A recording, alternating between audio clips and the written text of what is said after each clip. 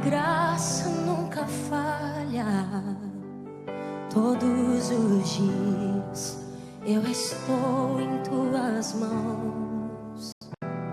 Desde quando me levanto até eu me deitar, eu cantarei da bondade de Deus.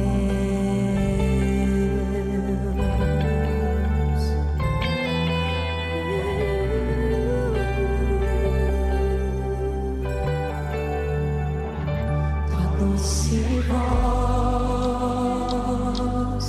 que me guia em meio ao fogo, na escuridão, tua presença me conforta. Sei que és meu Pai, que amigo és, vivo. Irmãs, boa noite. Vamos de novo, boa noite. Graça e paz, amém? Você pode se colocar em pé no seu lugar. Aproveita agora que você está em pé. Hoje é um dia muito especial. Você que está aí atrás, vou pedir aqui, ó, do pessoal que está com a irmã Maria Nilza ali para trás, perto ali do Paulinelli para trás. Se vocês puderem chegar para frente, por gentileza, nós vamos fazer um movimento, está mais próximo. Hoje é aniversário da igreja, olha que bênção, amém? Então você precisa vir para cá, para frente, para a gente estar junto, em comunhão, esteja mais próximo com seu irmão, olha que alegria. Tem alguns que já estão vindo, que bênção.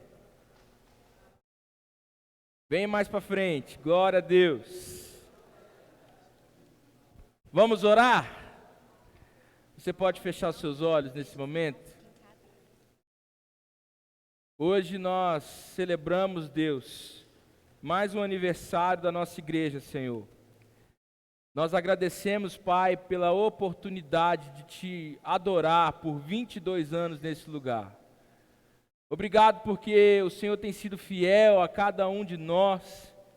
O Senhor tem dado a Deus infinitamente mais do que pedimos ou pensamos.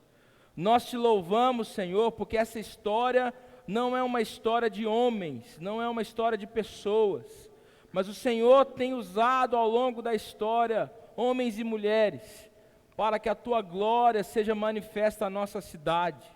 Nós Te louvamos, ó Pai, porque por 22 anos o Senhor tem nos permitido Te adorar, servir, ser e fazer discípulos para a glória do Senhor.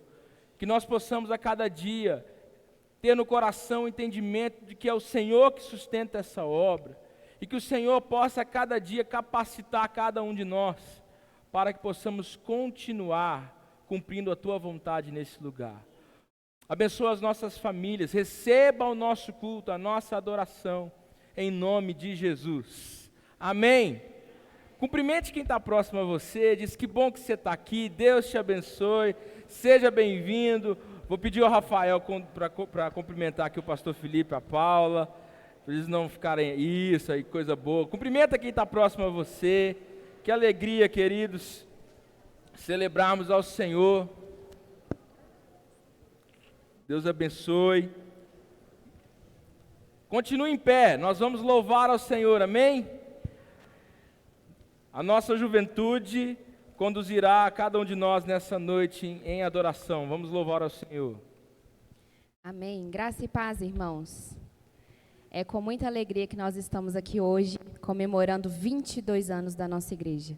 Quem está aqui desde o início lembra da história, de como que tudo começou, lá na rua Minas Gerais ainda. E quem chegou depois sente o carinho, sente, né, o processo todo, ouve as histórias e faz parte dessa história junto conosco também. Eu convido você a louvar o nosso Deus, o Deus que é o motivo de nós estarmos juntos, reunidos hoje, o Deus que salvou a cada um de nós e que tem um propósito nas nossas vidas, o Deus que é santo, que é poderoso, e é isso que nós vamos cantar agora. Santo, santo é o nosso Deus poderoso.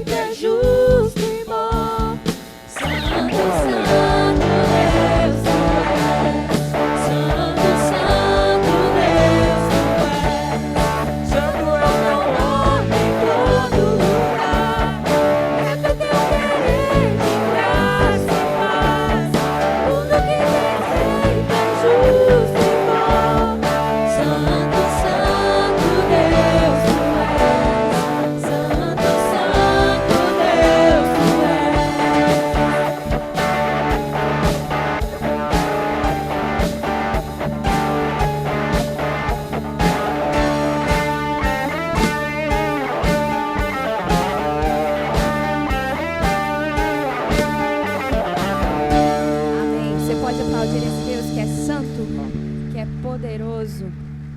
Amém. E nós continuamos precisando desse Deus que é fiel, permanece fiel.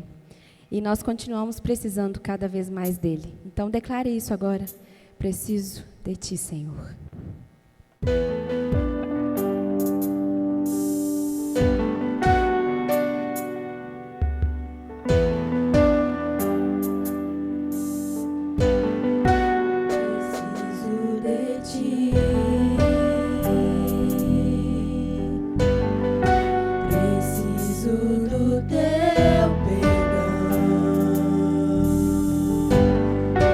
Preciso de ti.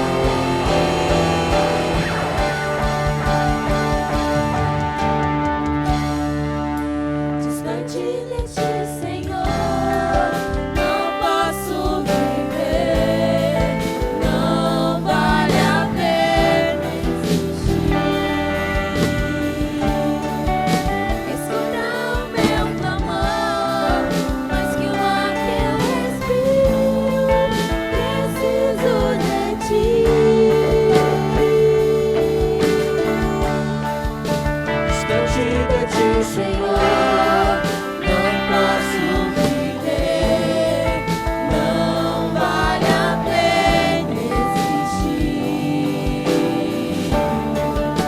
Escuta o meu clamor, faz que o ar que eu respiro, preciso de ti. Preciso de ti.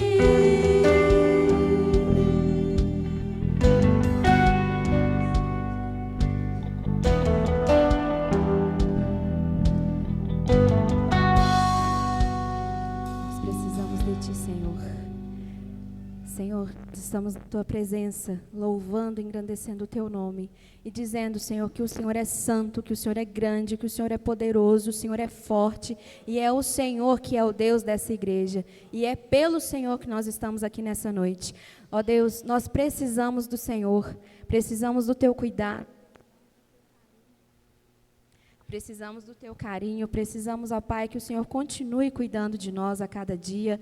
Precisamos, ó Deus, da Tua bênção sobre nós, porque sem o Senhor nós não somos nada. Continua, Senhor, sendo o centro das nossas vidas. Continua, ó Deus, operando milagres através de nós, que nós possamos continuar sendo e fazendo discípulos para a glória do Senhor nessa cidade, em nome de Jesus. Amém. Amém. Se assente, querido, querida, que bênção estarmos nessa noite celebrando o Senhor. Você que chegou durante o louvor, seja bem-vindo. A gente se alegra muito com a sua presença aqui. Hoje é dia 6 de abril, dia exatamente o dia do aniversário da igreja. E nós estamos muito felizes por celebrar 22 anos. Eu queria convidar um membro fundador aqui da nossa igreja, que é o irmão Edilson, que está ali, eu sei que está nos visitando. Vem cá, meu irmão querido. Hoje soma na primeira igreja, junto com os irmãos, mas é membro fundador aqui da Graça e Paz, e a gente se alegra com a presença do irmão. Vem aqui à frente, irmão.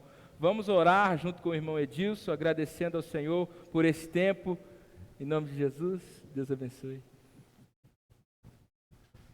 Oremos. Soberano Deus, Pai querido, nós nos alegramos por estar aqui na Tua presença, essa casa que é a casa dita casa de oração, Pai. Há 22 anos, Pai, que ela tem sido uma agência nessa cidade, pregando a Tua palavra, e o Senhor tem sido o centro dessa igreja, Pai. É uma igreja cristocêntrica. Que o Senhor continue com a Tua mão de poder, sobre toda a liderança, sobre os pastores dessa igreja, sobre toda a membresia. Pai, que a Tua paz, o Teu amor recaia sobre cada irmão aqui, cada membro, Pai, e que continue firme no ide do Senhor, pregando a Tua palavra, o Teu evangelho, discipulando, Pai, para que cada dia mais a Tua palavra chegue aos corações daquelas pessoas que estão necessitadas, Pai. Que o Senhor fique conosco, o Espírito Santo de Deus sinta a liberdade aqui no nosso meio, que o Senhor sonda os nossos corações e que nós possamos ter uma noite abençoada, que nós possamos sair daqui edificados através da Tua palavra. A Tua palavra em Jeremias 33 diz: clama a mim e responder-te-ei, Pai. E quando a gente estava ali na rua Minas Gerais, clamando a Deus para que Deus pudesse dar-nos a casa, para uma casa de oração, e o Senhor abriu essa oportunidade e nos deu essa grande igreja, Pai, que é uma igreja que prega a Tua palavra. Por isso nós estamos alegres nesse dia e queremos parabenizar a cada irmão que contribuiu, colaborou, Pai, para que essa igreja chegasse aonde está hoje, Pai. Muito obrigado por tudo, que o Senhor continue conosco no decorrer desse culto e a Tua paz, que excede todo entendimento, se faça presente aqui no nosso meio. É em nome do Teu Filho amado Jesus que eu te oro e já te agradeço. Amém. Amém. Amém. Obrigado, meu irmão. Quero convidar você, querido irmão, que veio preparado para esse momento, a adorar ao Senhor com seus dízimos e ofertas. Você que está em casa acompanhando pelo YouTube também, pode participar conosco com os dados que vão aparecer aí ao lado. Que Deus abençoe você poderosamente. Vamos adorar ao Senhor com dízimos e ofertas nesse momento.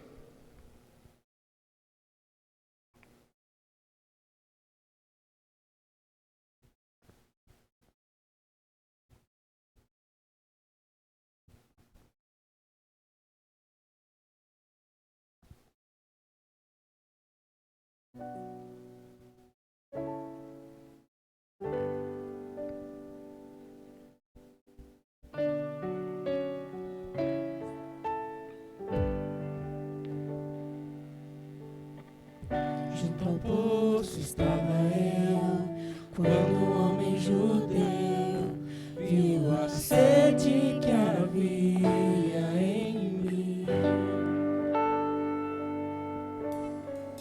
Sem me ouvir, conheceu e me ofereceu uma água que jorra sem fim.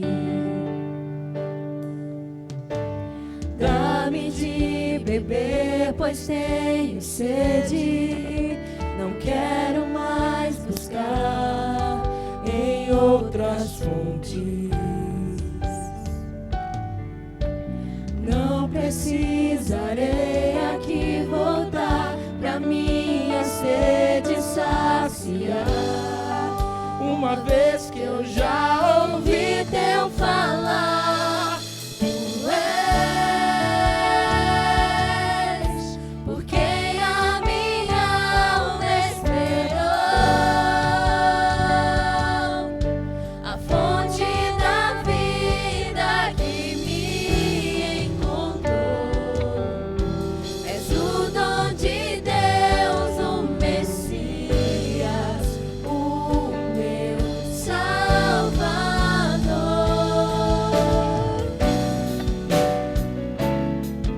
Vamos nos colocar de pé e continuar cantando juntos?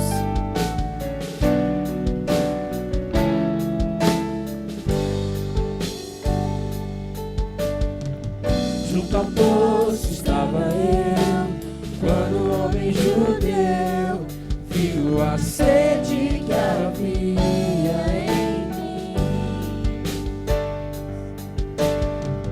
Sem me ouvir, conheceu e me ofereceu uma água que jorra sem fim. Dá-me de beber, pois tenho sede. Não quero mais buscar em outras fontes. Não precisarei aqui voltar pra minha sede saciar. Uma vez que eu já ouvi teu falar, tu és por quem a minha alma esperou, a fonte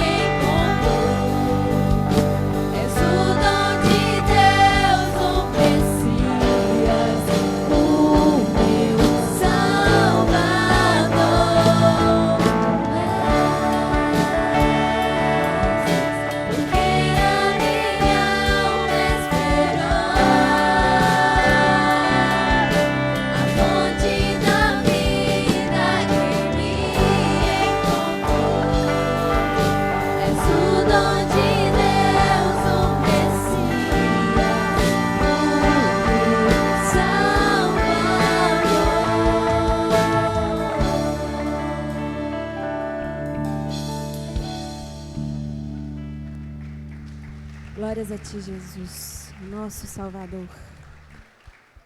Pode sentar, irmãos. Amém? Glória a Deus, coisa boa. Queridos, as crianças podem descer. Cadê as crianças? As crianças podem descer do Ministério Infantil. Deus abençoe crianças. Podem descer com os facilitadores, queridos. Uma bênção.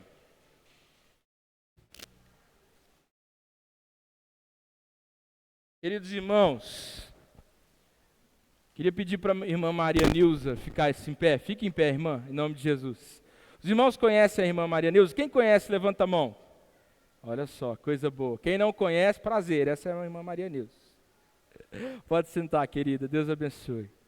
A Maria Nilza tem sido uma bênção aqui, tem caminhado conosco. E um dos pilares que nós aprendemos o ano passado com o pastor Jorge, ao longo de toda essa história, na realidade, né? O ano passado a gente só reafirmou, mas ao longo de toda a história, nós entendemos que um dos pilares da nossa igreja é o testemunho. E ela escreveu um breve testemunho para que nós pudéssemos ler nessa noite, celebrando ao Senhor. E vamos fazer isso? Eu vou fazer essa leitura, que é o testemunho da irmã Maria Nilza aqui na igreja. Ela diz assim: não sei se vou conseguir compartilhar na íntegra tudo que Deus fez por mim, pois sou um ser ainda em construção. Portanto, tenho outras coisas a relatar, pois como uma colcha de retalhos, vou agregando pequenas experiências a cada dia que Ele me dá. Vou começar no dia 6 de fevereiro de 22, quando sofri uma dor muito forte no abdômen. Levado ao médico, fiquei 2 dias na UPA e lá fui diagnosticada com isquemia mesentérica e com urgência de uma cirurgia de risco. Levado ao hospital, uma cirurgia de 4 ou 6 horas. Mas Deus, que maravilhosamente se oculta e cuida dos seus, mesmo não sendo invocado, cuida dos seus. E esse cuidado, zelo e amor fez enorme diferença, como no meu caso. Respondi satisfatoriamente ao tratamento e com a mão dele sendo livre da morte iminente. Os anjos estavam presentes para atestar a sua glória. Confesso, não para espanto de ninguém, que não pedi socorro, simplesmente por não ter consciência do perigo que corri, nem onde estava naqueles momentos cruciais.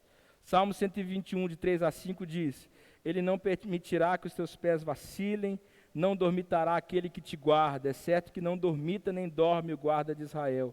O Senhor é quem te guarda, o Senhor é a tua sombra, a tua direita. Oh, glória a Deus que não dorme nem cochila. Ele ouviu e viu a minha necessidade dele. Desde então estou procurando crescer na fé, pedindo que me transforme o caráter e aprofunde sua verdade em mim. Creio que vou alcançar antes que eu me vá de verdade definitivamente. Agradeço a todos, especialmente ao pastor Jorge e tantos outros que tiveram um pensamento, pelo menos, pedindo pela minha recuperação. Ela agradece também ao senador Cleitinho, que, informado da urgência pelo secretário, enviou esforços.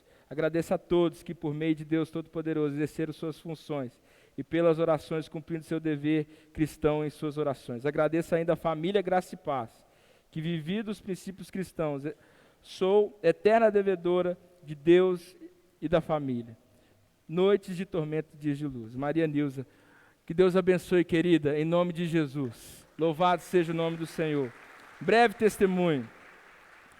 Queridos, essa é uma noite de festa, amém? Você pode se colocar em pé mais uma vez? Nós vamos fazer um momento de gratidão ao Senhor e vamos passar a palavra ao querido pastor Felipe, que está aqui. Fique em pé mais uma vez. E eu queria convidar você que fechasse os seus olhos nessa noite, colocasse em palavras, vamos fazer orações, frases nessa hora, de gratidão ao Senhor, amém? Erga sua voz, você que está aqui, e agradeça ao Senhor por esse tempo da nossa querida igreja, Graça e Paz.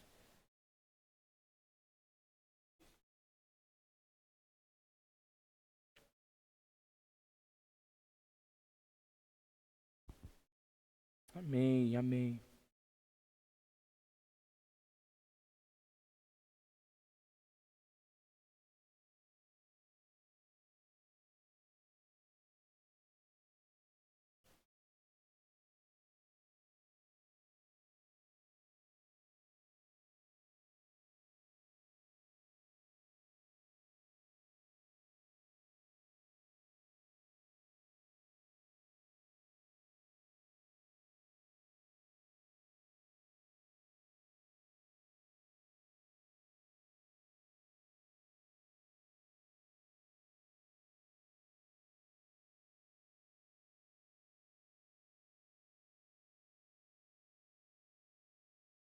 Amém, Senhor.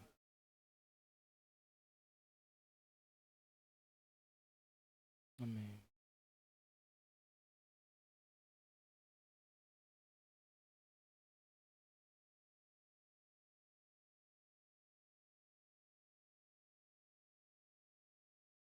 Obrigado, Senhor, pela tua fidelidade ao longo da nossa história. Nós louvamos o teu nome com muita alegria, porque o Senhor tem feito infinitamente mais do que pedimos ou pensamos. Obrigado, Senhor, por essa bela história. Continue, ó Pai, usando as pessoas que o Senhor tem trazido a esse lugar, a essa igreja, a essa comunidade. Que o Senhor possa a cada dia continuar cumprindo o teu propósito através de nós. Nós, com muita gratidão, te louvamos nessa noite, em nome de Jesus. Amém? Amém. Pode se assentar, que Deus abençoe sua vida. Quero convidar aqui meu amigo, querido pastor Felipe Breder. Ele é pastor de ensino na Primeira Igreja Batista de Campo Grande, Mato Grosso do Sul. E é também, hoje, o líder do ministério Escola do Discípulo, na igreja, da Primeira Igreja Batista de Campo Grande. E se você não conhece a Escola do Discípulo, nós temos uma aqui, mas não é a mesma. A Escola do Discípulo, da PIB Campo Grande, é um canal de ensino, ele vai falar um pouco mais depois, que tem abençoado não apenas a Primeira Igreja Batista em Campo Grande, mas há muita gente nesse Brasil. É hoje talvez um dos maiores canais de ensino teológico da internet, do YouTube. E nós temos o prazer de tê-lo aqui conosco. É um amigo, conheci em 2022, quando trouxemos ele para pregar no Turma de Minas.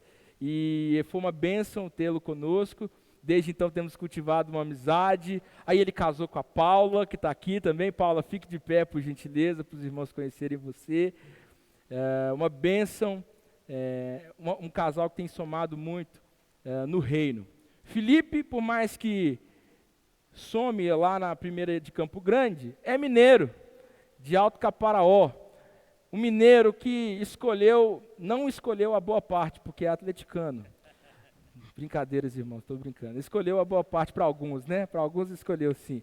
Mas é um atleticano que não acompanha muito, né? Mas é um mineiro, um querido, amigo.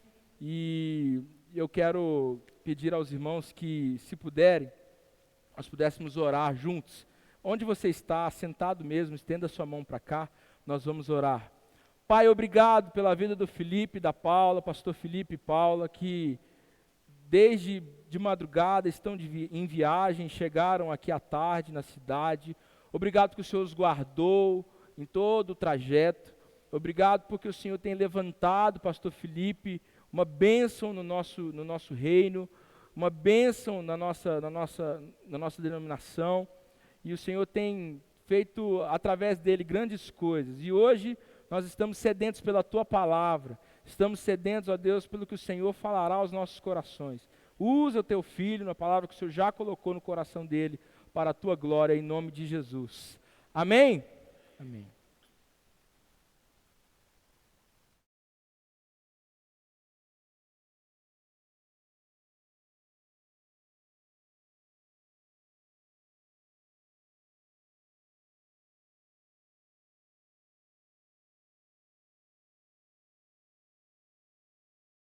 Graça, misericórdia e paz do nosso Senhor Jesus, amém?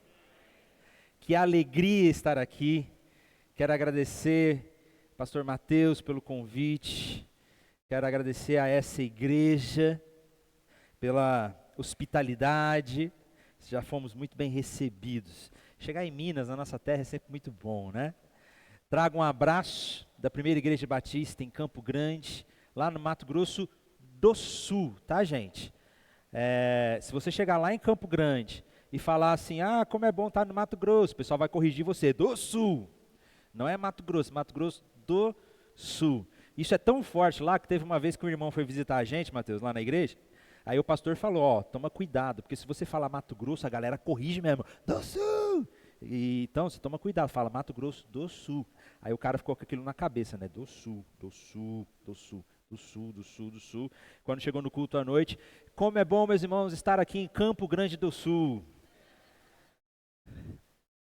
Mas trago um abraço do nosso pastor Gilson Breder. Trago um abraço lá das nossas capivaras do Pantanal, dos jacarés que ficam ali do Lago do Amor, do lado do nosso condomínio. Mas como já foi apresentado, meu nome é Felipe, sou pastor de ensino lá na igreja, estou lá em Campo Grande há 12 anos. Em 2012, nós começamos na igreja a Escola do Discípulo. A Escola do Discípulo é o nosso ministério de ensino, é a nossa EBD. A igreja naquela época estava sem EBD, porque o modelo tradicional de escola bíblica dominical, daquelas classes, né, que nós estávamos tão acostumados, lá em Campo Grande, na região central de uma grande igreja, não estava mais funcionando. A dinâmica da cidade é muito diferente. Então, o ensino se encerrou por um tempo e nós retornamos com a Escola do Discípulo. E a Escola do Discípulo é o ministério de ensino da igreja, com outro formato.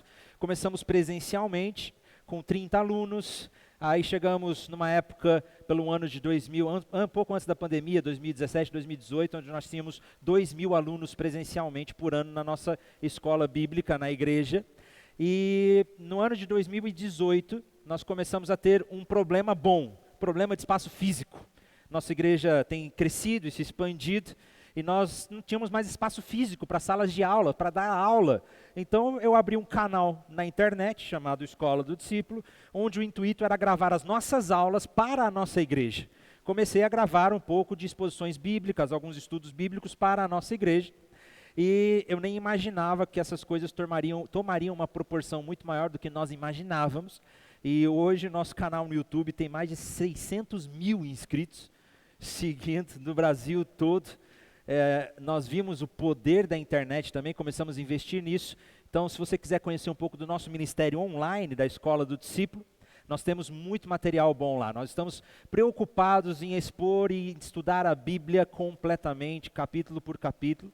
Temos conteúdos de vídeos, devocionais, documentários. Nós temos 2 séries documentais. Nós fizemos um documentário sobre a história da igreja. Recentemente nós lançamos um documentário sobre apologética, as grandes questões da vida, em que inclusive deu certo o vídeo do Mateus? Não deu certo? Passou para eles lá?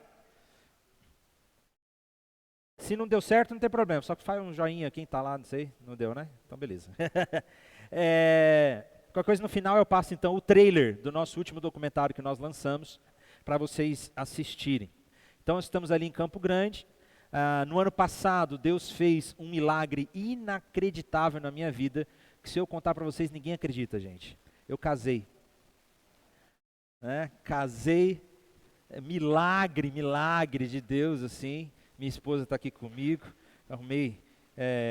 Como o Mateus falou, eu sou mineiro, sou da região do Alto Caparaó, tem 12 anos que eu estou lá e casei com uma pantaneira. Mas Deus tem sido bom. Mas a reflexão que eu quero trazer hoje é no livro de Êxodo. Então abra sua Bíblia no livro do Êxodo, capítulo 3.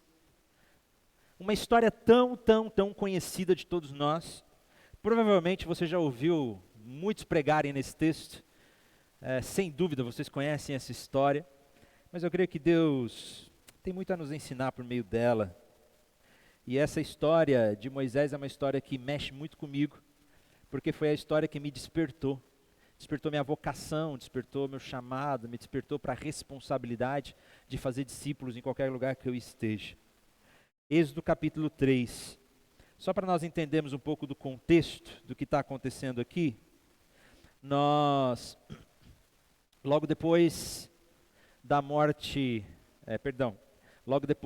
que José foi enviado para o Egito, ele leva toda a sua família para o Egito e ali eles vivem no Egito muito bem. Eles passam por alguns anos de prosperidade, Faraó coloca-os numa boa terra, José tinha quase todo o poder do Egito, sendo considerado governador do Egito, apenas abaixo de Faraó. Mas depois da morte de José, muitos anos se passaram, muitas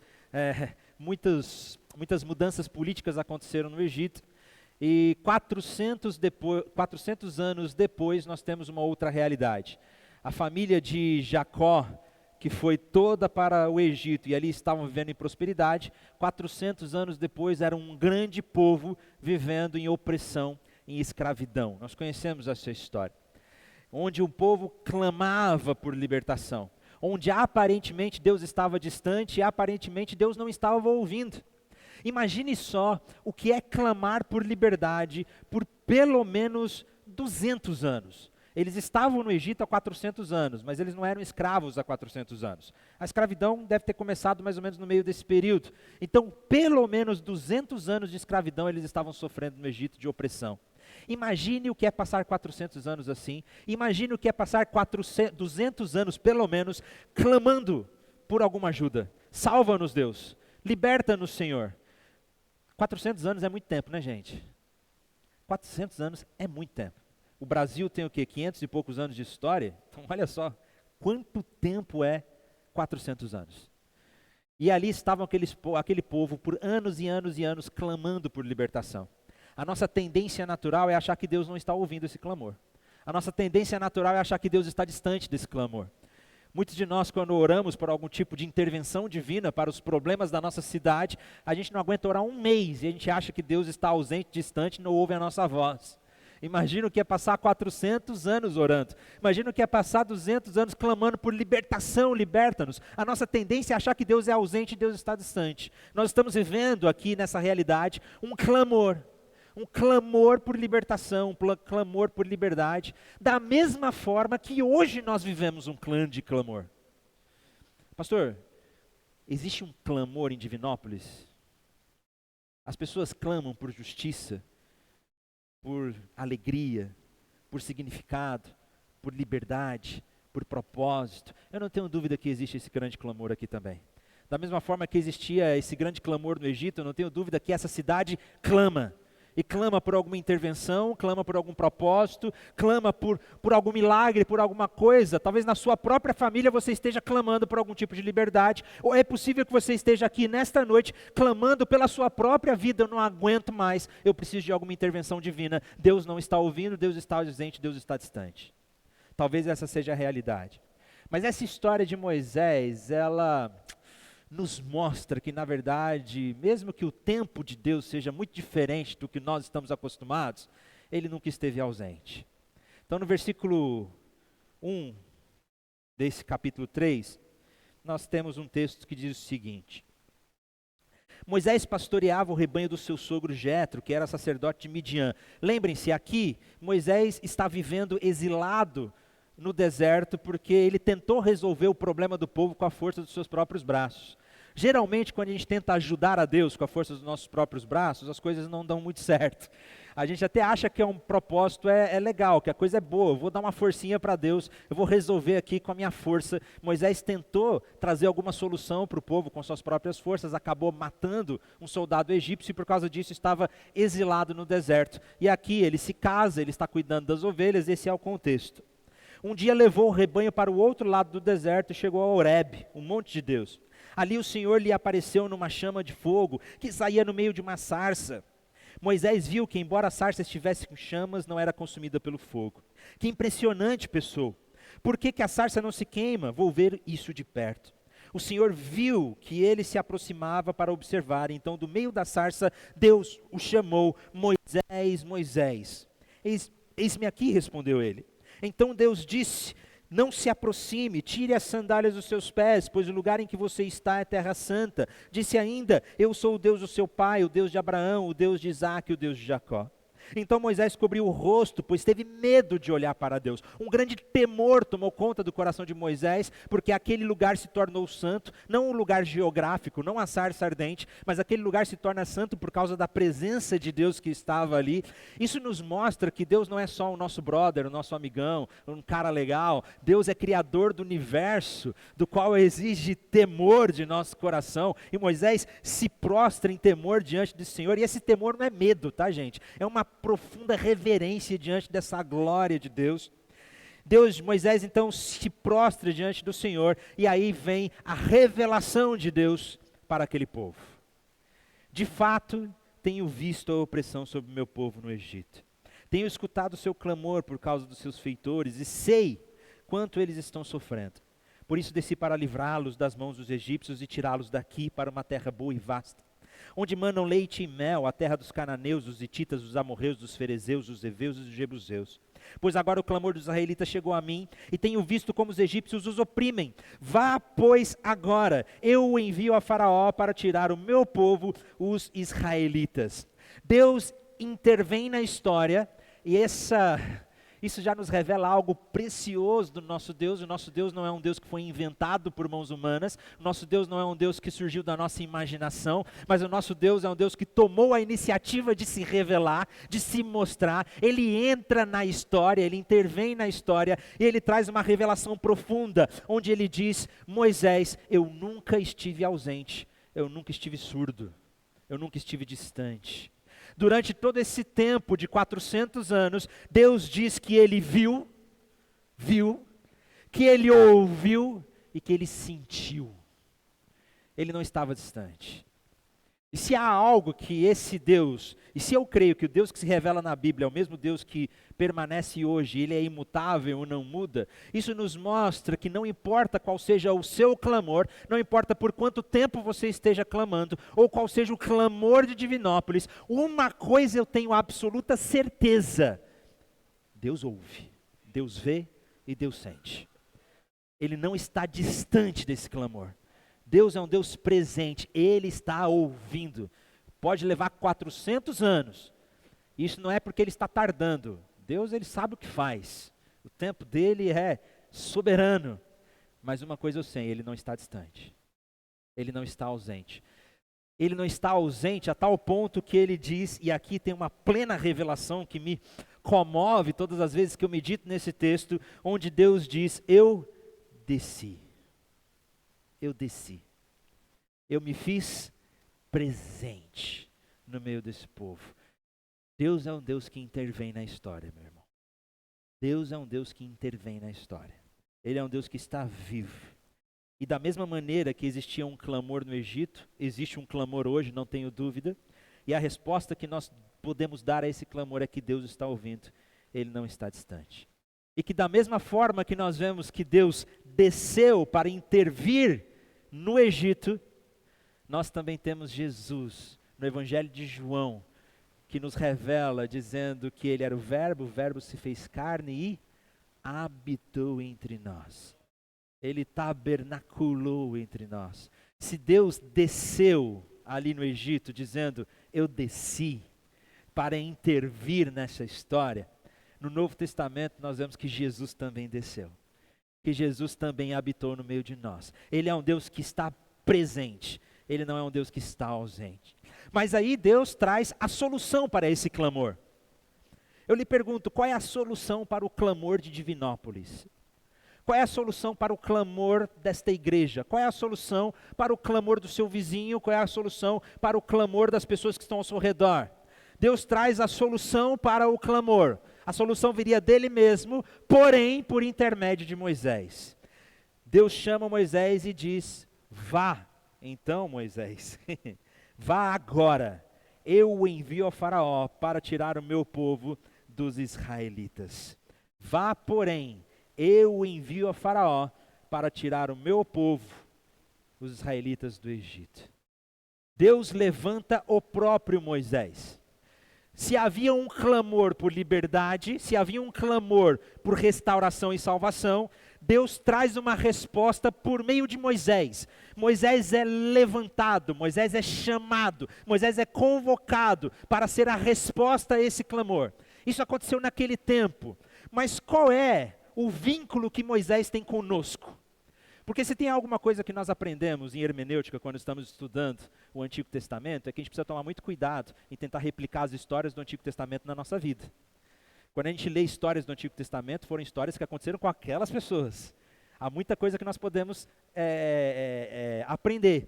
Então, o que aconteceu com Moisés, não necessariamente vai ser o mesmo que acontece conosco. Mas, quando nós olhamos para a história de Moisés, aí sim eu creio que existe um paralelo incrível. Sabe por quê? Moisés foi chamado por Deus para ser resposta ao clamor do Egito. Aí você pode dizer, bom, essa foi a experiência de Moisés, não é a minha. Mas aí nós vamos para o Novo Testamento. Porque todo o Antigo Testamento aponta para o Novo Testamento. E quando nós vamos para o Novo Testamento, Jesus Cristo, depois de ressurreto, reúne os seus discípulos e diz: toda a autoridade me foi dada no céu e na terra, portanto vão e façam discípulos de todas as nações, batizando-os em nome do Pai, do Filho e do Espírito Santo, ensinando-os a guardar todas as coisas que eu vos tenho dito, e eis que estarei com vocês todos os dias até a consumação dos séculos. Aí então eu posso dizer para você, meu irmão, o mesmo chamado que Moisés teve, você também tem. E eu não digo isso por causa da história de Moisés, eu digo isso porque foi Jesus quem disse. Porque da mesma forma que Deus chamou Moisés e disse, Moisés, você é a resposta que eu estou dando para o clamor do Egito, Jesus nos convocou e Jesus chama você para ser a resposta ao clamor de Divinópolis. Para ser a resposta do clamor do mundo. Nós somos a resposta. Eu não gosto muito, eu não sei se isso acontece aqui nessa igreja. Perdão se é assim, mas eu pessoalmente não gosto muito dos pastores que ficam mandando repetir, né? Não sei se pastor, você gosta de ficar mandando o pessoal repetir? Mais ou menos, ele gosta, né? Me perdoa, gente. Mas eu vou fazer isso, vamos repetir comigo. Então, sendo discipulado aqui pelo pastor Mateus, repita comigo, eu sou a resposta de Deus para esse tempo. Porque da mesma forma que Moisés foi levantado e escolhido por Deus, Jesus Cristo nos convocou para essa mesma missão. E meu irmão, quando Jesus disse, façam discípulos de todas as nações, isso não é uma sugestão.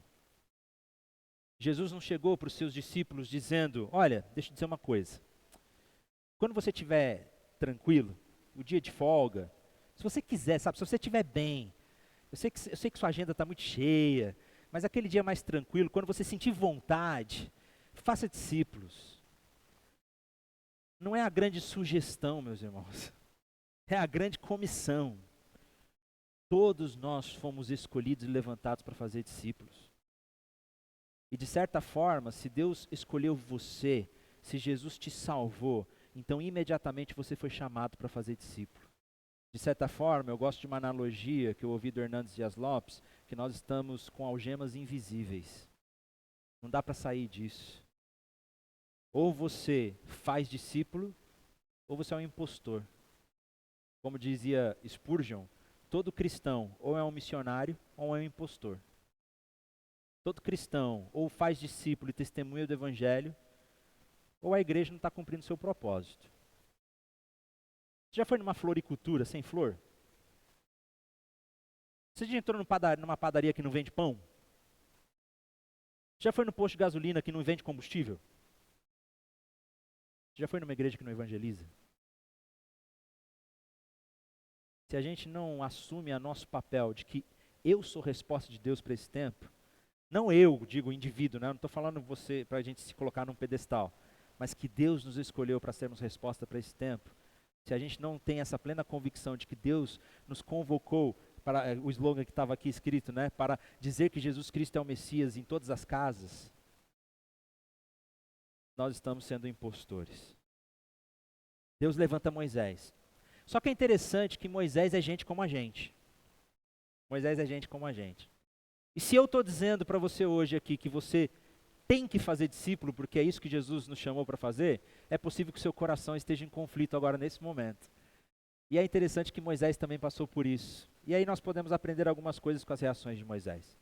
Porque quando Deus chama Moisés para fazer, ou para ser resposta para o povo do Egito, Moisés reage humanamente com 3 perguntas.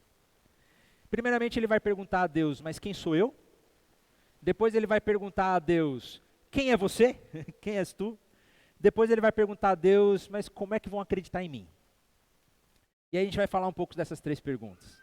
A primeira pergunta que Moisés faz a Deus quando ele o chama é, mas quem sou eu? Isso está no versículo 11 do texto. Moisés, porém, respondeu a Deus, quem sou eu para apresentar-me ao faraó e tirar os israelitas do Egito? Deus afirmou, eu estarei com você. Essa é a prova de que sou eu quem o envia. Quando você tirar o povo do Egito, vocês prestarão culto a Deus neste monte. A primeira pergunta que Moisés faz é, quem sou eu? Mas quem sou eu? E essa pergunta de Moisés, ela não é de ordem existencial, no sentido de identidade, né? Quem sou eu? Qual que é o propósito da minha vida? O que Deus quer de mim? Qual que é o significado de tudo isso? Essa é uma pergunta muito legítima no nosso tempo, mas não é esse tipo de pergunta que Moisés está fazendo aqui. O quem sou eu de Moisés é em comparação a Faraó. É um quem sou eu de poder, de autoridade, de tamanho. Ele está se menosprezando, ele está dizendo, mas Deus, olha para Faraó, olha para mim, quem sou eu? Quem sou eu para ir até o faraó fazer alguma coisa? Faraó é dono do mundo, porque o Egito era o principal império, o principal reino do mundo. O faraó é dono do mundo. Eu sou um Zé Ninguém que estou aqui exilado no deserto, um pastor de ovelhas sem exército, sem armas, sem nada. Quem sou eu para ir até o faraó e libertar o povo? Eu me lembro, meus irmãos, quando eu era adolescente. Eu tinha 16 anos quando eu conhecia Jesus pessoalmente. Com 19 anos, eu fui para um evento, Mateus sabe qual. Fui para um evento chamado Turma de Minas. 2009. Como que era o nome daquele acampamento lá em 2009? Águas Cantantes.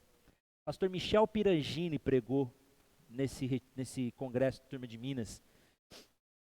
E eu me lembro que naquele congresso, ele pregou nesse mesmo texto, Êxodo capítulo 3. Um outro sermão, mas foi no mesmo texto, Êxodo capítulo 3.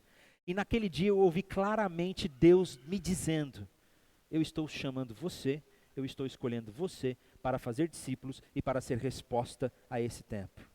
A minha primeira reação foi a mesma de Moisés. Mas quem sou eu? Quem sou eu para fazer alguma coisa? Eu sou um Zé Ninguém.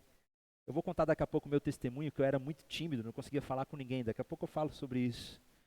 Mas eu não tinha condições, eu não tinha... Quem sou eu? Eu sou um menino que mora no interior de Minas Gerais.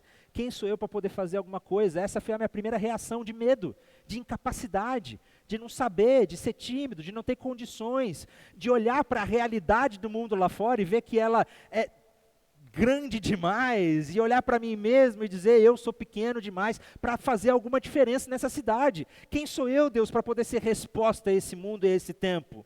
Eu não tenho condições. Mas a resposta que Deus traz para Moisés, ela é incrível, porque Deus diz simplesmente: eu estarei com você. A palavra, a frase no hebraico é Vaiomer ki heye imach. Esse eie é o eu sou. A palavra é eu sou. Deus literalmente diz: eu sou com você. Eu sou com você. Lembre-se desse eu sou, porque vai ser a mesma palavra usada daqui a pouco nesse texto, que é muito interessante. Deus simplesmente diz: eu sou com você. E olha que interessante, e esta é a prova de que sou eu quem o envia. Quando alguém diz, vamos imaginar a cena, mas como é que eu tenho condições? Quem sou eu? Não, calma, eu vou te dar uma prova de que você é capaz. O que a gente espera de uma prova de que eu sou capaz, né? Eu vou te dar uma prova de que eu estou falando a verdade. Qual é a prova que Deus dá? E esta é a prova de que sou eu quem o envia. Quando você tirar o povo do Egito, vocês prestarão o culto a Deus neste monte. Olha que interessante. Deus está dizendo: Moisés, é você. Eu vou te dar uma prova, vou te dar uma garantia que eu estou falando a verdade. Lá no futuro, quando você tirar o povo do Egito, vocês vão me adorar nesse monte. A prova que Deus dá para Moisés, na verdade, é algo que ainda não aconteceu. Moisés precisaria ter fé de que isso aconteceria. Qual é a prova que Deus dá? A fé. Tenha fé de que eu estou falando a verdade. E aí lá na frente, quando isso acontecer, você vai ver que eu estou falando a verdade. Olha a prova que Deus dá para Moisés, né? Fé. Mas é interessante que Deus diz: eu estou com você. Será que essa é uma boa resposta? Na verdade, essa é a melhor resposta. Essa é a melhor resposta. Porque se antes Moisés tentou resolver o problema com a força dos seus braços, agora ele tem uma garantia de quem Deus é e que ele o conhece. A melhor resposta que nós poderíamos ter é: eu estou com você. Porque Deus poderia ter dito outras coisas para Moisés. Veja comigo, Moisés, pode ser que Moisés aqui está se autodepreciando. E na verdade ele era muito capaz. Lembre-se, ele cresceu na corte. Ele era letrado. Ele tinha todas as condições. Humanamente falando, Moisés era muito capacitado, sim. Ele era muito capacitado, mas ele não estava conseguindo enxergar isso naquele momento. Deus poderia simplesmente dizer para Moisés: para com isso, Moisés. Lembra quem você é o cara. Você foi criado na corte do Egito. Você conhece a língua deles, você conhece as estratégias, você conhece como eles pensam. A melhor coisa que tem é você é o cara. Eu te preparei, você está desde sempre sendo preparado para isso. Deus poderia ter motivado Moisés, né, lembrando quem ele é. Mas o que Moisés precisava não era de incentivo. O que Moisés precisava não era de autoestima, o que Moisés precisava era de consciência da presença de Deus. Consciência da presença de Deus. É isso que a gente precisa. Se existe medo no nosso coração, do tipo, mas quem sou eu para fazer alguma coisa? A resposta que eu te dou não é autoestima.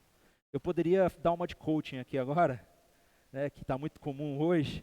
Eu poderia dar uma de coaching aqui dizendo, você pode, você é capaz, acredita em você mesmo, olha quem você é, forças. Se você sonhar e se você acreditar, se você lutar, se você batalhar, você consegue. Mas não é essa a mensagem que Deus dá para Moisés, não é isso que a gente precisa.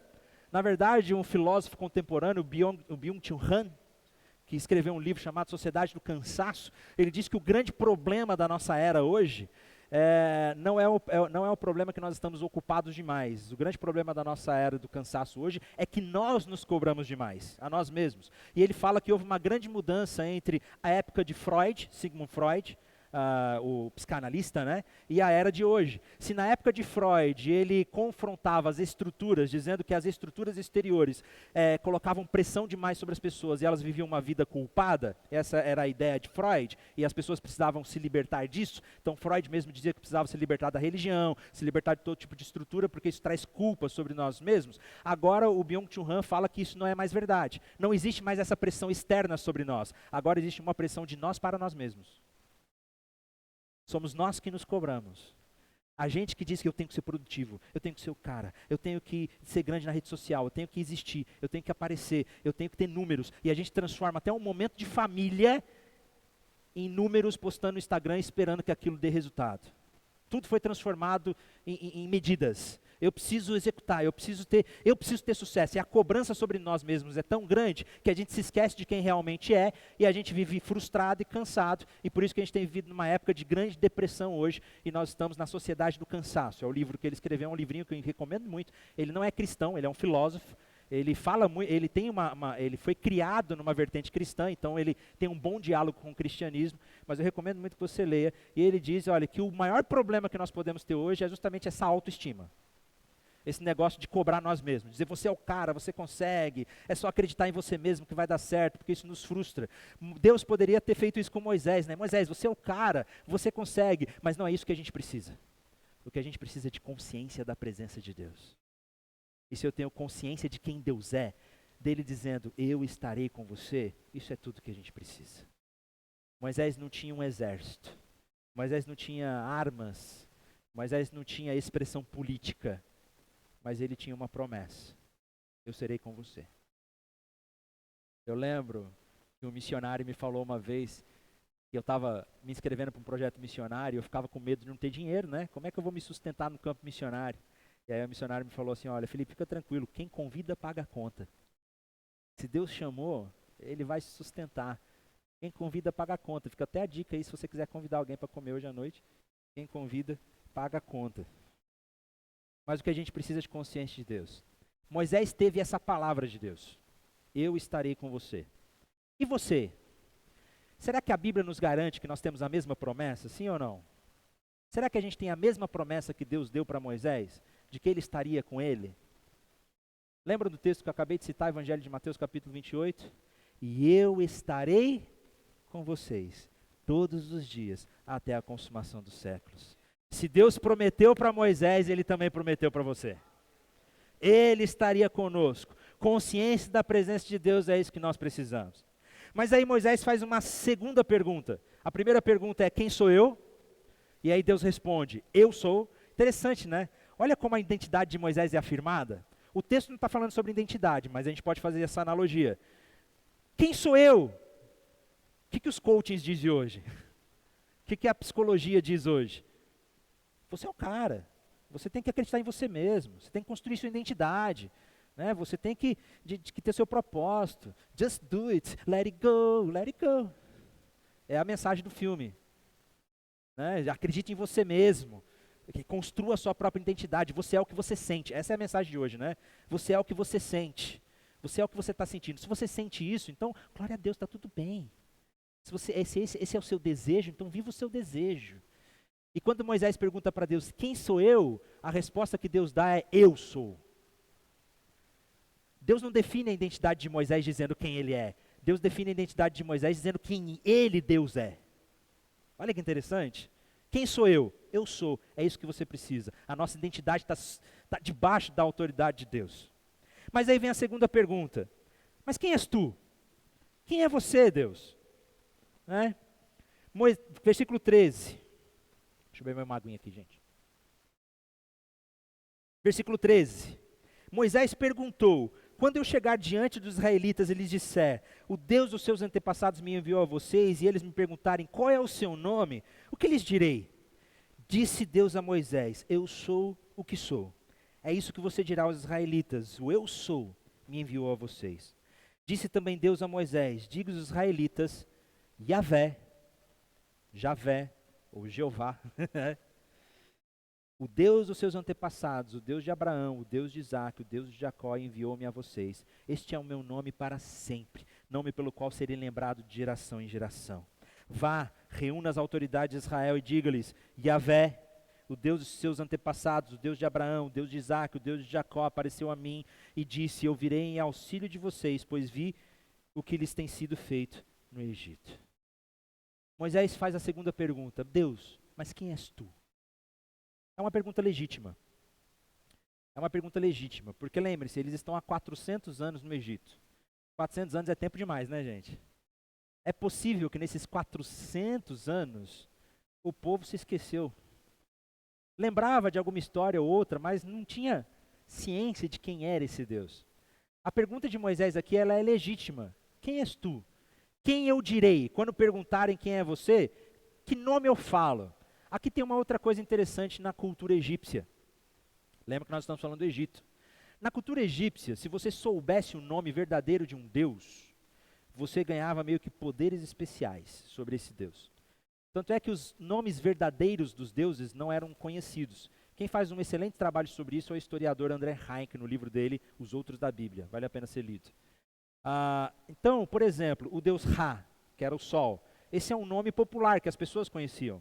Mas a mitologia egípcia dizia que esse deus Ra tinha um nome oculto, que ninguém sabia. E se alguém descobrisse esse nome verdadeiro, ele meio que ganhava poderes especiais. Então é interessante que Moisés está aqui perguntando qual é o nome desse Deus, né? Quem és tu? Qual que é o seu nome? Qual que é a sua forma? Qual que é a sua estátua? Porque todos os deuses no Egito eram adorados com estátuas e formas. Quem é você? Tipo assim, qual que é a imagem que o Senhor me dá para eu ir até o Egito e falar, ó, eu sei o que eu estou falando. E Deus traz uma resposta interessante. A mesma resposta que ele deu na primeira pergunta. É a mesma palavra. Deus, quem sou eu? Ele responde, eu sou. Agora Moisés pergunta, quem é você? Ele traz a mesma palavra no hebraico, Eié. Eu sou. É a mesma palavra. Eu sou o que sou. Eu sou o que sou. Eu não tenho uma forma, não tenho uma estátua para que vocês se curvem diante de mim. Eu sou. Eu não tenho um nome mágico do qual você vai conhecer esse nome mágico e ter poderes exclusivos. Eu sou. Eu sou. É interessante que essa palavra no hebraico, ela não está conjugada. Ela pode ser traduzida em diferentes tempos verbais. Ela pode ser traduzida como eu fui, ela pode ser traduzida como eu sou, ela pode ser traduzida como eu serei. Tudo ao mesmo tempo. Deus está dizendo que Ele é. Ele sempre foi, Ele é e Ele sempre será. Ele não tem tempo, não tem espaço, Ele é. E é isso. E aí, Ele dá um nome, que na sua Bíblia em português provavelmente está escrito Senhor com todas as letras maiúsculas. Né? Senhor em caixa alta. Em hebraico, Deus revela um nome específico. O famoso tetragrama, as 4 letras no hebraico. Yod, Ver, Vav, Re. Yod, Re, Vav, Re. Que nós não sabemos muito bem a pronúncia dele no português. Isso a gente não sabe, não tem certeza. Em português, geralmente é traduzido como Jeová, Javé, Ievá. Ievá é a transliteração que os maçoretas usaram. Então, o nome, como se pronuncia esse nome, a gente não sabe. Mas é interessante que Deus revela um nome próprio. Iavé, Jeová. Deus tem nome. Você sabia disso? Deus tem nome. Ele revela um nome. E a maioria dos estudiosos vão dizer que esse nome é meio que uma abreviação daquela frase, eu sou o que sou. Ele diz, eu sou o que sou, e meio que uma abreviação dessa frase sai o nome Iavé. Então esse nome é o resumo de Deus dizendo, Ele é. É fôlego de vida, Ele é. Ele não tem forma, Ele não tem, Ele é. E quando Deus pergunta quem é você, Deus não responde simplesmente um nome próprio, Deus responde com uma mensagem, com uma teologia. Ele diz, eu sou. Então, Moisés, o que você precisa saber sobre mim é que eu sou. Eu serei o que o meu povo precisa que eu seja nesse momento. Veja, cuidado com essa frase, tá? Não vai sair aí falando que o pastor Felipe disse que Deus é o que eu quero que ele seja. Não é isso. Né? Eu serei o que o meu povo precisa que eu seja para o próprio propósito dele. Deus chamou o povo, Deus tinha um propósito para aquele povo. Deus está dizendo, para que esse propósito se cumpra, eu vou ser quem o meu povo precisa que eu seja. Isso é tudo que você precisa saber, Moisés. Quem é você? Deus diz, eu sou. Eu sou Senhor, Criador de todas as coisas. Ele é rei, Ele é dono. E nós podemos confiar completamente dEle. E esse nome será minha aliança para sempre. Isso é interessante no texto. Sabe o que é mais interessante quando a gente faz a conexão desse texto com o Novo Testamento?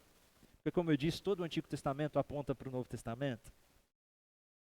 Quando Jesus Cristo estava ensinando e dizendo quem Ele era, tem uma cena muito interessante no Evangelho de João, em que Jesus está conversando com os religiosos, e ele diz o seguinte, não, fiquem tranquilos, Abraão me viu e ele ficou muito feliz com esse dia.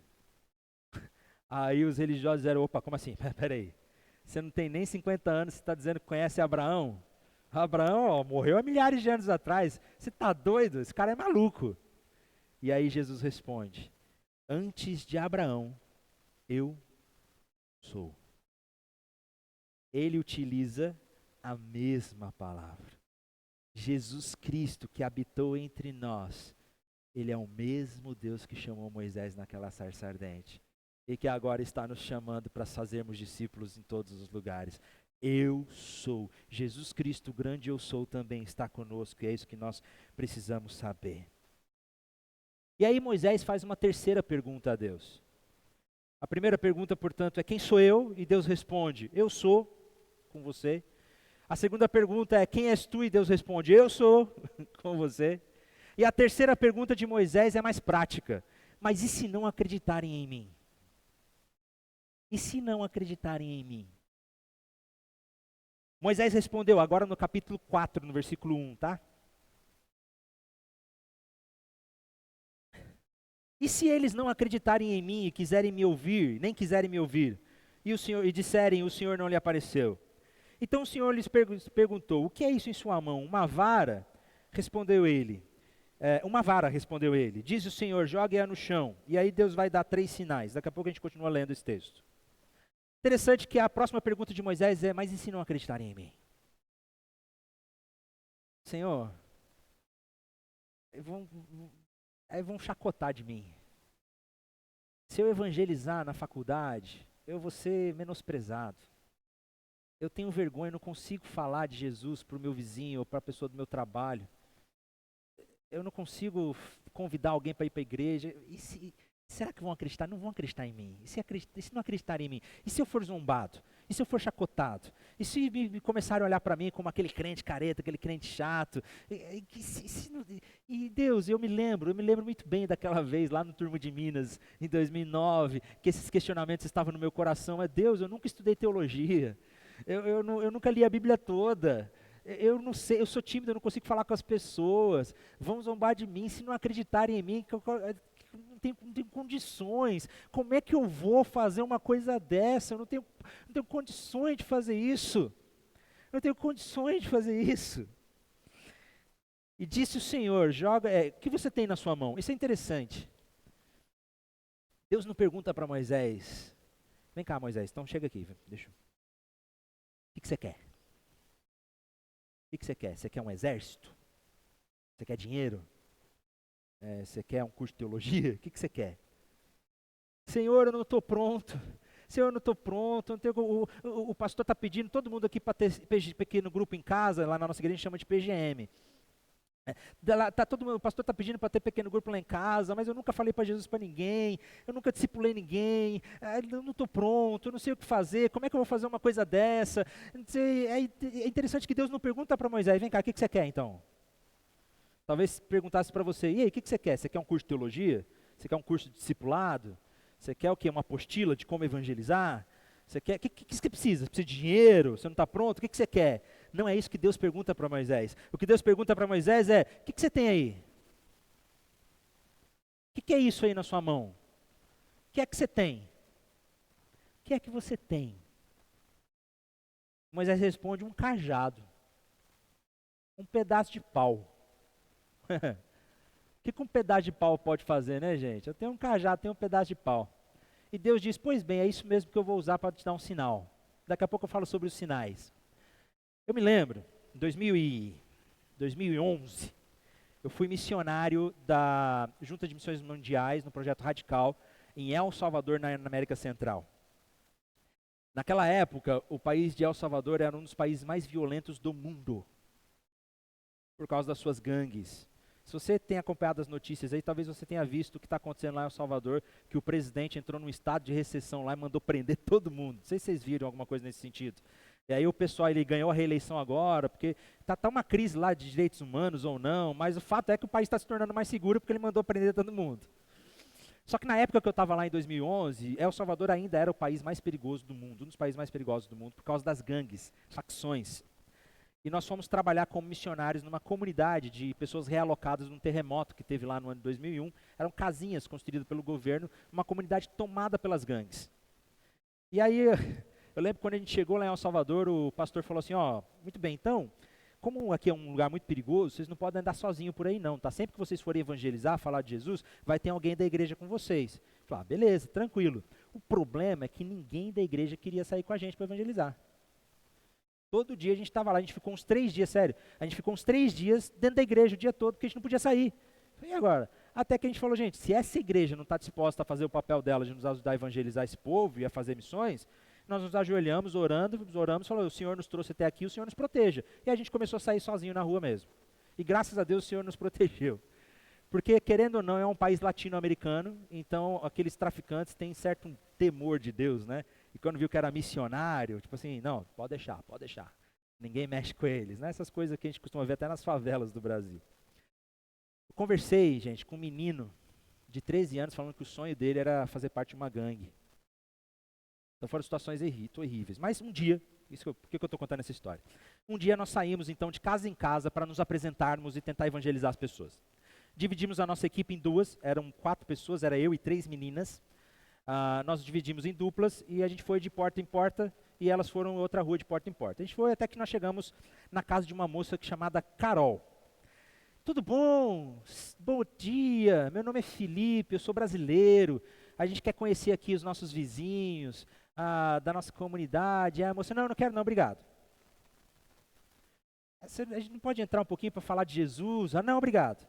Tem certeza? A gente quer falar um pouco do amor de Jesus? Não, muito obrigado. Beleza, né? Não vamos forçar. Saímos e fomos embora. Mas aí a outra dupla não sabia que a gente tinha ido naquela casa. E foi na mesma casa, tipo 10 minutos depois. Foi na mesma casa da Carol. Foi erro de logística nosso, né? Mas foi Deus, na verdade. Só que essa outra dupla, elas estavam usando uma outra estratégia. Muito interessante. Queima esse som, eu tô brincando. Aí deram uma outra estratégia, elas estavam usando uma outra estratégia. Elas chegaram na casa da Carol, a mesma moça, falaram: oi, tudo bom? A gente é do Brasil, a gente está conhecendo as pessoas aqui, a gente trouxe uns esmaltes, você quer fazer sua unha? Aí a moça falou: não, mas eu tenho dinheiro não. Não, é de graça, que a gente quer te conhecer. Tá bom. Entraram e começaram a fazer a unha da Carol. Não falaram de Jesus, não falaram nada. Começaram a fazer a unha da Carol. A Carol chamou as vizinhas. Foi todo mundo: tá tendo unha de graça aqui, gente. Chamou as vizinhas. Eu lembro que a gente passou em frente, vimos elas lá trabalhando na mão de um monte de gente. Aí a gente passou, a gente viu elas, chamamos ela: a gente já veio aqui. Aí a gente falou: a gente já veio aqui, ela estava muito resistente, né, não quis. Que bom que vocês conseguiram, tá? Aí deixamos elas lá. Aí como a gente falou com elas, não falaram de Jesus, não falaram nada, fizeram a unha. Aí fizemos uma amizade com a Carol. No dia seguinte, a Carol mandou uma mensagem, um SMS, não existia o WhatsApp ainda, né? Mandou um SMS falando: não, vocês não querem vir aqui em casa comer pupusa, que é uma comida típica de El Salvador? Opa, vamos, com certeza. Fomos na casa da Carol, comemos pupusa, conversamos. Como no dia anterior ela estava muito resistente, a gente não falou de Jesus nem nada, fizemos amizade com a Carol. E a gente começou a ter uma amizade muito grande com a Carol. E ela chamava: vocês não querem vir aqui em casa comemorar o Dia das Mães comigo? Vamos. Vocês não querem vir aqui em casa? Vamos. Começamos a frequentar a casa da Carol. Nunca me esqueço que um dia nós estávamos ali celebrando, ela virou para uma das meninas da nossa equipe e falou assim: vem cá, quem são vocês? E aí a gente vai, eu sou a Tite, o Felipe, falou, não, eu sei quem vocês são, mas quem são vocês? Tipo, por que vocês são assim? Aí a moça da nossa equipe respondeu: nós somos discípulos de Jesus Cristo. Você quer conhecer um pouco mais desse Jesus? Claro! A gente pode voltar aqui amanhã para a gente começar a estudar junto? Claro! Começamos a estudar a Bíblia com a Carol aceitou Jesus, recebeu o Senhor no seu coração. Ela estava grávida de 8 meses. Uma semana depois ela teve um sério problema de saúde, o bebê quase morreu no hospital. E nós oramos e o bebê foi curado. E ela mudou o nome do bebê. O bebê chamaria outra coisa, ela colocou o nome da bebê de Milagros, porque é um milagre de Deus. Qual que foi a estratégia que a gente usou para entrar na casa da Carol? Um esmalte. E aí Deus vira para Moisés e pergunta: o que é que você tem? O que você tem? Deus não está interessado se você ainda não estudou a Bíblia, se você não fez teologia. Essas coisas são muito boas, eu amo teologia. Terminei meu mestrado agora, eu sou apaixonado por isso. É claro que a gente precisa se capacitar cada vez mais, mas isso não é desculpa. O que Deus deseja é que o seu coração esteja disposto. Que você diga: eis-me aqui, Senhor, eu sou a resposta para Divinópolis. É Jesus que é a resposta, a gente sabe disso, mas por meio de você, por nosso intermédio. O que Deus deseja é o nosso coração disposto. Mas Deus pergunta: o que você tem na mão? Moisés responde: um cajado. E aí Deus dá para Moisés 3 sinais. O texto é um pouco grande, como o tempo está corrido, vamos só falar dos sinais. O primeiro sinal, o cajado que se transforma numa serpente. Isso provavelmente era um símbolo de autoridade de Deus sobre Faraó, porque Faraó era considerado meio que um deus, serpente, essas coisas, então era um símbolo de autoridade de Deus sobre Faraó. O segundo sinal que Deus dá para Moisés é o sinal da mão dele que fica leprosa e depois é curada novamente, mais uma vez mostrando a autoridade de Deus sobre a saúde humana. E o terceiro sinal não foi feito ali naquele momento, mas Deus disse que era para jogar água no rio, bater o cajado na água e que se transformaria em sangue. Isso já é uma predição de Deus da primeira praga do Egito. Deus entrega para Moisés 3 sinais milagrosos. Essa é a história de Moisés. Esses são os sinais que Deus deu para Moisés. Sinais de poder para mostrar a autoridade de Deus. Esses sinais aqui, gente, não são milagrosos, são milagrosos, mas não são mágicas, sabe? Para mostrar, olha como eu tenho poder, a minha mágica, não são truques de mágica. Esses sinais possuem um objetivo. Todos os sinais de Deus possuem um propósito. O sinal não é o fim, o sinal é um sinal, aponta para algum lugar, o sinal tem um significado. E esses sinais tinham o significado de mostrar a autoridade de Deus para os egípcios e para os próprios israelitas que estavam vivendo no Egito. Mas esses foram os sinais que Deus deu para Moisés. E para nós? Será que Deus deu algum sinal para nós? Que sinal que nós temos para mostrar? Porque talvez você tenha essa mesma dúvida. Mas quem sou eu, Deus? Quem sou eu para poder fazer alguma coisa? Senhor, eu não vou acreditar em mim. Me dá algum sinal aí, Senhor. Me dá alguma coisa para mostrar. Se eu tivesse o sinal, imagina, gente, se a gente pudesse ter esse tipo de sinal. Imagina se a gente chegasse na nossa escola. Quem é que está na escola? Não tem tantas pessoas novinhas aqui, né? Quem está na faculdade aqui? Vocês não estão na escola, não? Ah, tá, achei que estava tudo sem estudar. Não levantou a mão, Imagina, cara, chegar lá na escola com um cajado. Gente, acreditem que meu Deus é verdadeiro. Você coloca o cajado se transforma numa cobra. Não ia ser legal? Cara, aí todo mundo vai acreditar, não vai? A galera ia acreditar. Imagine a gente chegar no trabalho, gente, agora eu vou mostrar que o Deus que eu creio é real mesmo. Ó, minha mão ficando doente aqui, ó.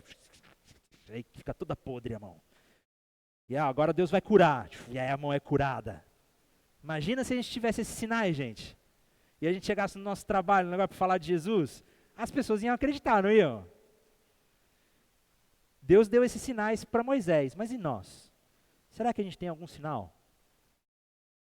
Quando Jesus estava fazendo seu ministério, alguns religiosos chegaram para Jesus e disseram: Jesus, nos mostra, faz um sinal aí para a gente acreditar.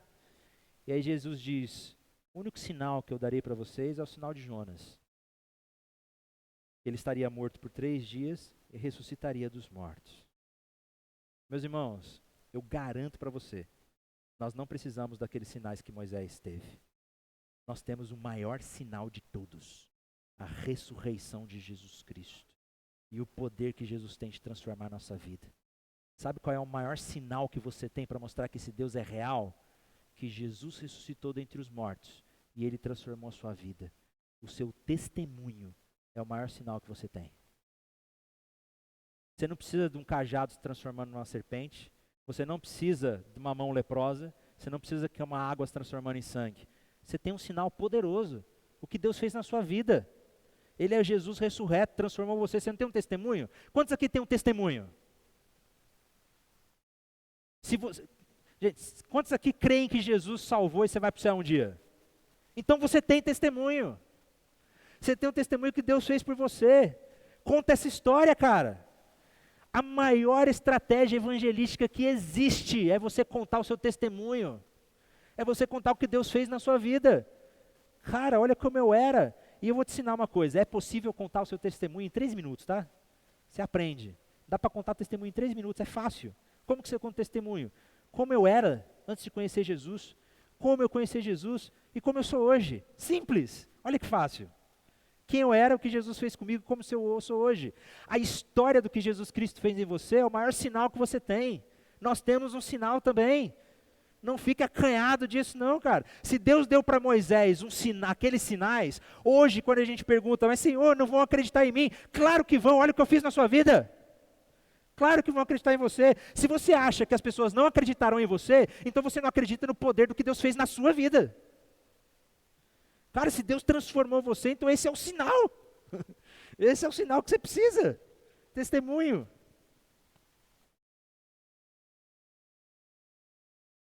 Deus é maravilhoso, né, gente? A Bíblia é linda, né? Se eu fosse você, eu lia. Eu sei que vocês leem, tá? Mas aí, Moisés ainda não se dá por satisfeito. E aí nós temos uma coisa interessante ainda acontecendo nesse texto. Ele não se dá por satisfeito. No versículo 10 do capítulo 4, disse, porém, Moisés ao Senhor, ó Senhor, nunca tive facilidade para falar, nem no passado, nem agora que falaste com teu servo. Não consigo falar bem. Não consigo falar bem. Disse o Senhor, quem deu a boca ao homem? Quem fez o surdo ou o mudo? Quem lhe concede vista e torna o cego? E dá vista ao cego? Não sou eu o Senhor? Agora vá, pois, eu estarei com você ensinando-lhes o que der, ou o que dizer. Senhor, por favor, faz comigo não. Essa foi uma crise que eu tive também, lá em 2009. Quando Deus me chamou e falou, você é a resposta de Deus, eu estou escolhendo você para fazer discípulo, para falar de Jesus, para testemunhar, me deu um medo. Falei, Senhor, não, eu não tenho condições, eu sou tímido, eu não consigo falar com ninguém. Moisés também falou, eu tenho dificuldade no falar. Algumas pessoas vão sugerir que Moisés era gago, o texto não fala isso. Não dá para saber se Moisés era gago, eu não creio que Moisés fosse gago. Eu creio aqui que fosse realmente não só uma timidez, mas uma incapacidade mesmo, né? Porque depois a gente vê lá em Deuteronômio Moisés fazendo um baita de um discurso, a transformação que Deus fez, né? Se você já leu Deuteronômio, você vê que Moisés está falando com autoridade, então ele não era gago. Ou Deus o curou, né? Sabe? Mas o fato é, Moisés disse, eu não sei falar, eu não consigo falar. Eu sofri muito com isso. Eu, Felipe Brede, sofri muito com isso. Senhor, eu não sei falar. Eu não vou conseguir falar com as pessoas. Eu não vou conseguir falar em público. Eu não consigo falar em público. Não tem como. Eu era extremamente tímido, meus irmãos. Eu ainda sou uma pessoa muito introvertida. Eu sou introvertido, eu sou de poucas palavras. Quando eu estou numa roda com a galera, com as pessoas, geralmente eu sou aquele que está quietinho ali. Eu não sou, extrovertido. Só que além disso, eu era muito, muito tímido. Era tímido a tal ponto que eu não conseguia cumprimentar uma pessoa. Isso dava temor, tremedeira. Principalmente se fosse do sexo oposto. Não conseguia.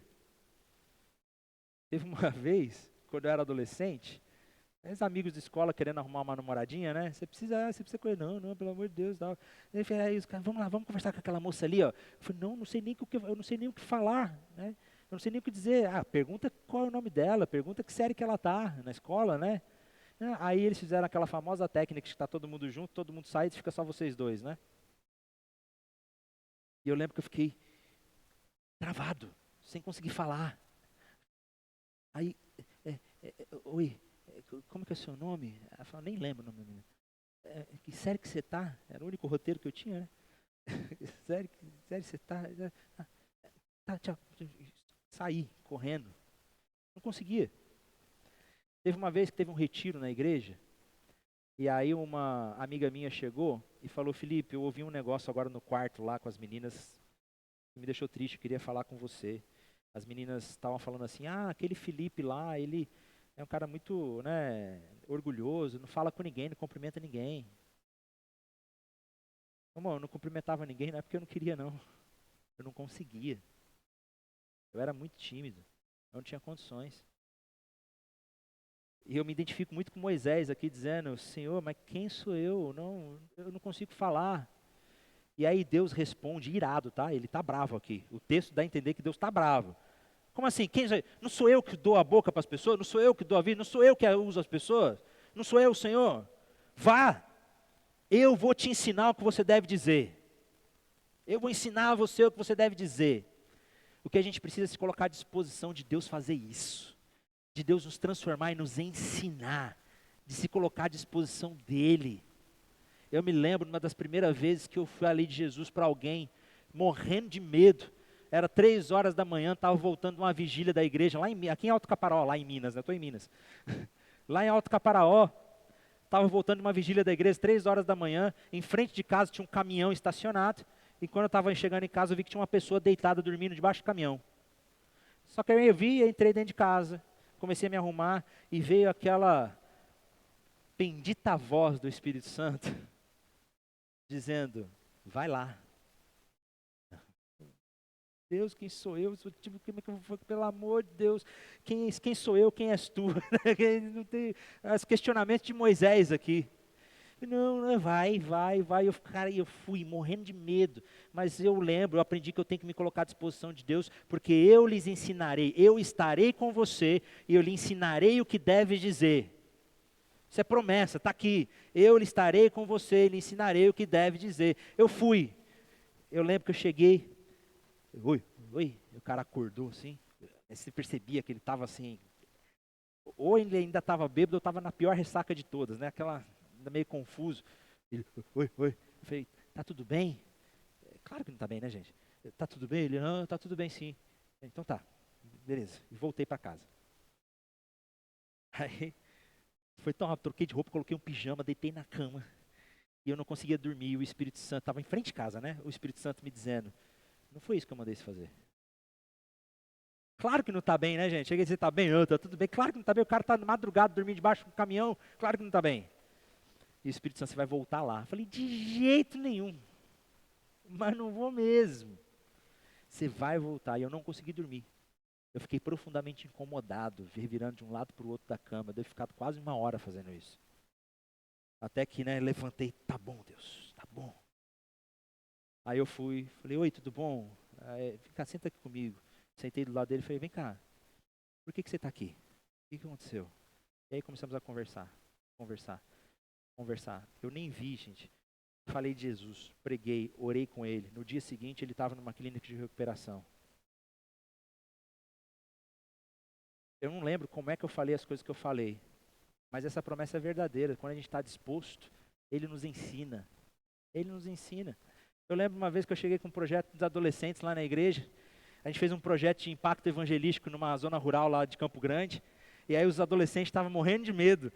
Como é que eu vou fazer? Eu li esse texto para eles e falei, olha, Deus vai ensinar o que vocês devem dizer. Fica disposto, vai acontecer. Gente, incrível. No final do dia, aqueles adolescentes voltaram numa alegria.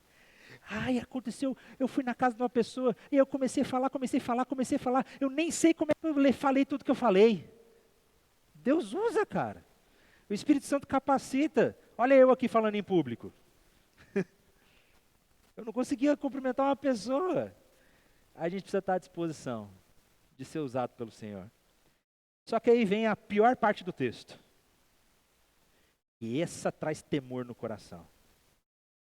Respondeu, porém, Moisés: Ah, Senhor, peço-te que envies outras pessoas. Senhor, envia outro. Envia outro.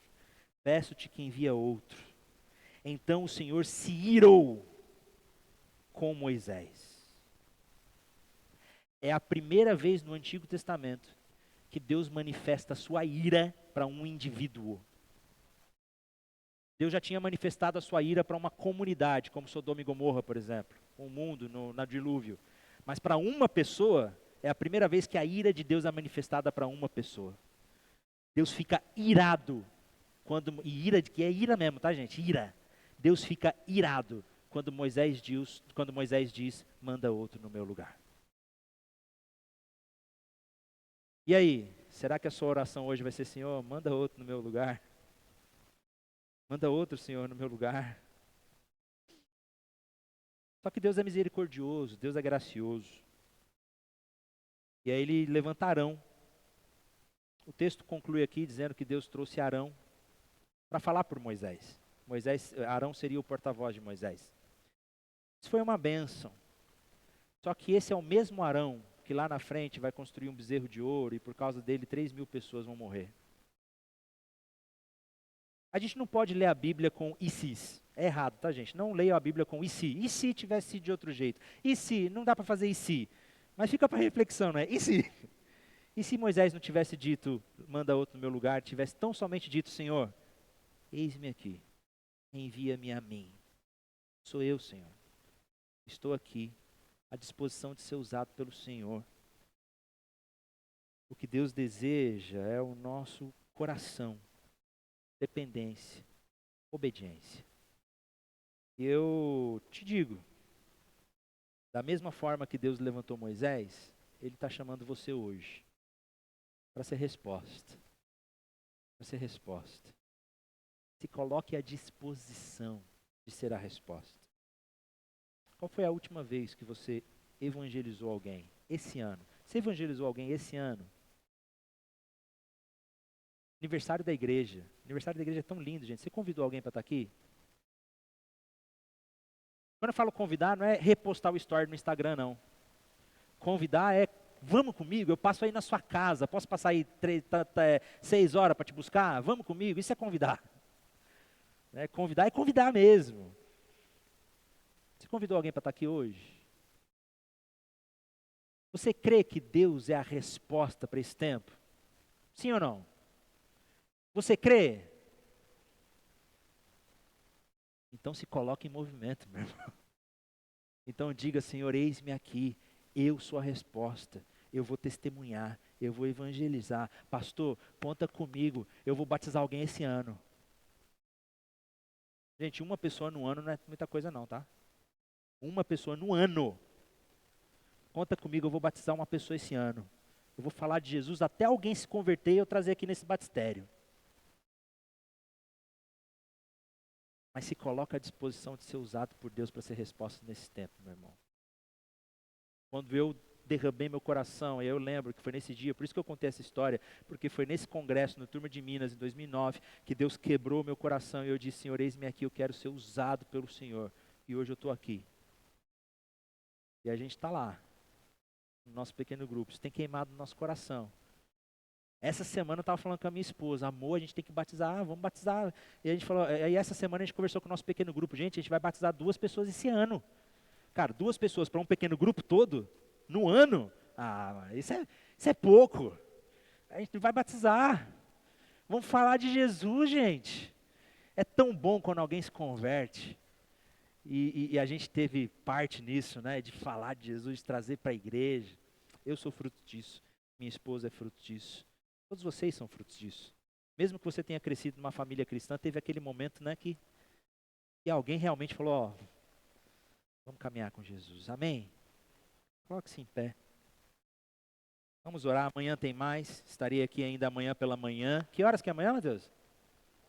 Então 9 da manhã. Vocês vão vir amanhã 9 da manhã, gente? Amém. Então fizeram um compromisso, hein? Seja o seu sim, sim, seu não, não. Você falou. Senhor, obrigado por esta noite. Obrigado pela tua palavra e obrigado porque o Senhor nos chamou. O Senhor nos convocou para fazermos discípulos. Coloque esse amor, essa paixão em nosso coração, Jesus. Livra-nos do medo, assim como Moisés. Muitas vezes nós ficamos nos perguntando: quem sou eu? Senhor, mas como é que vão acreditar em mim? Eu não sei o que falar, eu não sei o que dizer. O Senhor está conosco, o Senhor é o grande eu sou. O Senhor prometeu que estaria conosco todos os dias até a consumação dos séculos. O Senhor nos ensina, o Senhor nos capacita e nós já temos o maior sinal de todos, que é a sua ressurreição e o que o Senhor fez em nós. Nos ajude a testemunhar o que o Senhor fez.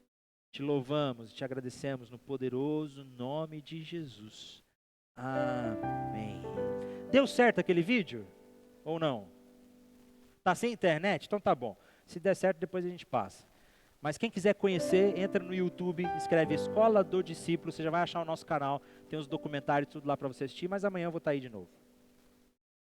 Muito obrigado, meus irmãos, Deus abençoe.